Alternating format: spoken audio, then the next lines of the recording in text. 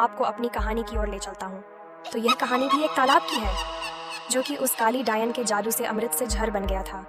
ये डायन कैसे बनी, कैसे इस तालाब का पानी विष बन गया, मैं ये कहानी आपको बताता हूँ। एक गांव में एक औरत के कोई बच्चा नहीं था।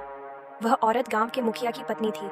उसके शादी को काफी समय हो गया था। सब लोग उसे बांझ कहा करते थे। एक दिन गांव में एक फकीरा बाबा भिक्षा मांगते हुए आ पहुंचता है, तो वह बातों ही बातों में उसका हाथ देखने लग जाता है और कहता है, आपको बच्चा नहीं है ना?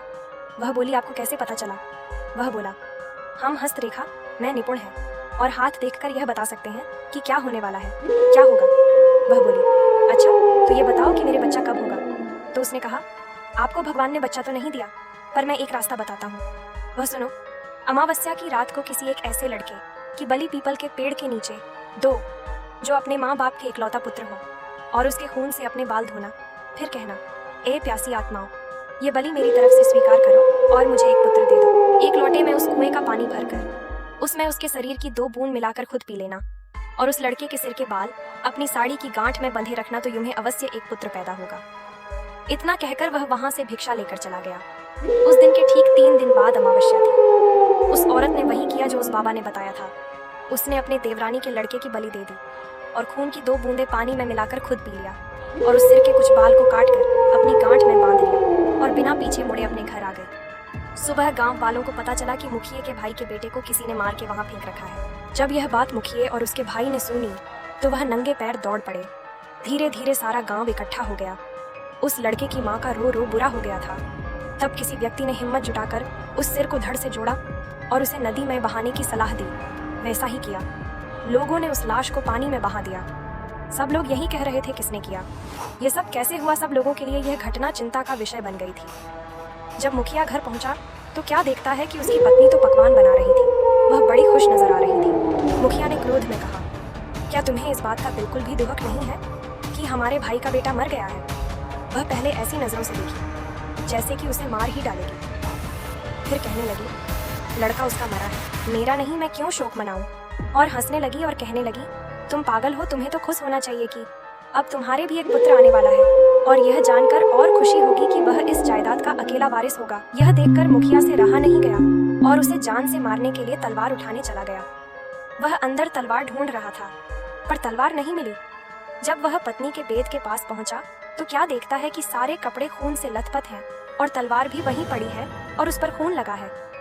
वह यह सब देखते ही समझ गया कि यह सब इसने पुत्र प्राप्ति के लिए बलि दी है। उसने उसे मारने का विचार बनाया कि अभी मैं इसको मार दूंगा तो सब लोग मुझे गलत समझेंगे, और वह वहां से चला गया। उस दिन से गांव में ऐसी ऐसी घटना होने लगी। किसी की भैंस मर गई, किसी ने उसे मार डाला और उसके शरीर के अंग इधर उधर फैले पड़े, जैसे कि किसी ने उसे नोच नोच कर खाया हो। तो किसी दिन किसी का कुत्ता, किसी का बछड़ा, तो किसी की बकरी मर गई, और उसी तरीके से वह मर रही थी जिस तरीके भैंस को किसी ने मारा था। ऐसी घटना से सारा गांव परेशान था। किसी को यह समझ नहीं आ रहा था कि आखिर हो क्या रहा है। एक दिन की बात है, मुखिया रात को अपने गेट के पास सोया हुआ था। आधी रात के समय उसे गेट खुलने की आवाज आई। वह जाग गया। उसने देखा कि एक औरत बाल फिकरे हुए आधी रात को बाहर चली जा रही है।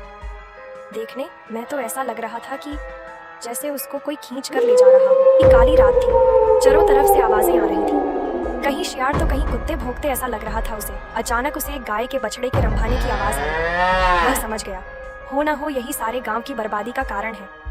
मुखिया के दिमाग में एक आइडिया आया कि क्यों ना मैं चलकर देखूं कि ये कहाँ जाती है। वह उठकर चल दिया।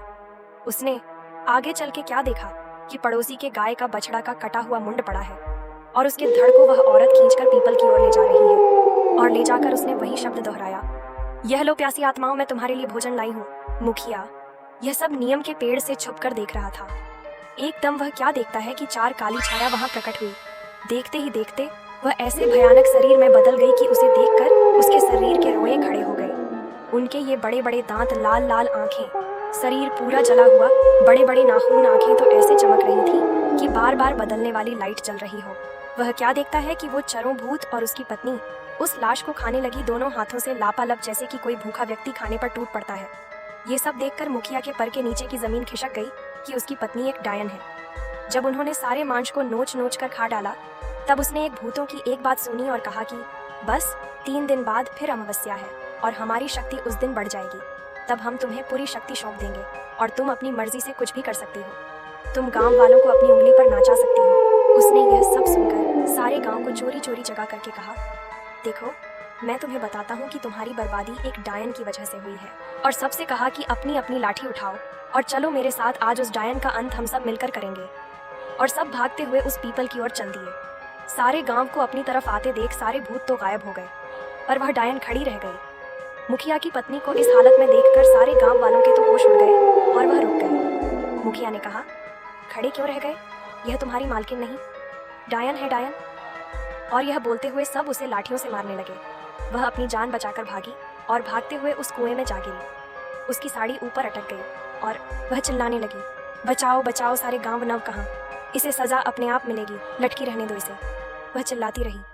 सारे लोग उसका यह तमाशा देख रहे थे कि मैं तुम सब गांव वालों को बर्बाद कर दूंगी। एक एक को मैंने पानी के लिए नहीं तरसाया तो मेरा नाम भी काली डायन नहीं, मैं तुम्हें छोड़ूंगी नहीं।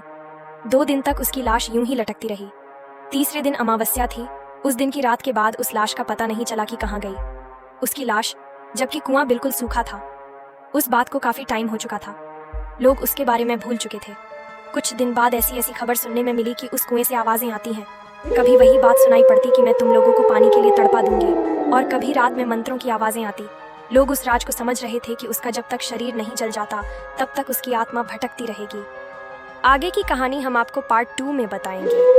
पार्ट 2 को देखने के लिए हमारे चैनल द हॉरर हब को सब्सक्राइब करें। धन्यवाद।